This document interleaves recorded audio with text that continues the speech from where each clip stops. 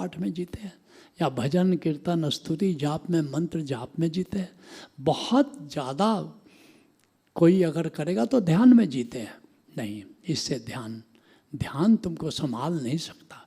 ध्यान प्रारंभ के लिए ठीक है, असली बात ब्रह्म रमण, हमेशा ब्रह्म की याद में जो जिएगा वो कभी पतन नहीं कर सकता, पतित नहीं हो सकता, वो सदा प्रतिष्ठित रहेगा। ब्रह्म उत्तमो ब्रह्म सद्भाव। तो ये बात बहुत ज़रूरी है।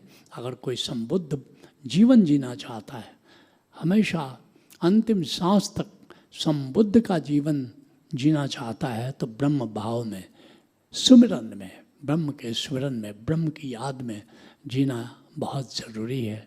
नहीं तो कामनाएं हैं, भोग है, तृष्णा है, यह मन को उलझा देती है और हम कहाँ गिर जाएंगे कुछ पता ही नहीं चलता। तुमने नारा देखा होगा कि जो सावधानी हटी दुर्घटना घटी। तो ये संबुद्ध के साथ भी हो जाता है, सावधानी हटी कि दुर्घटना घटी।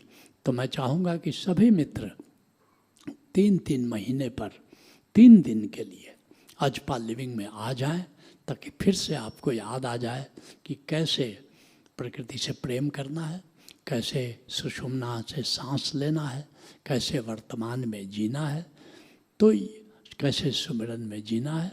अगर ये ताजी होती जाएगी बात, तो फिर देखोगे कि एक बार संबुद्ध हो गए तो फिर हो गए, फिर वो पौधा लहलहाएगा, फिर देखोगे वो पौधा वट वृक्ष का रूप धारण करेगा।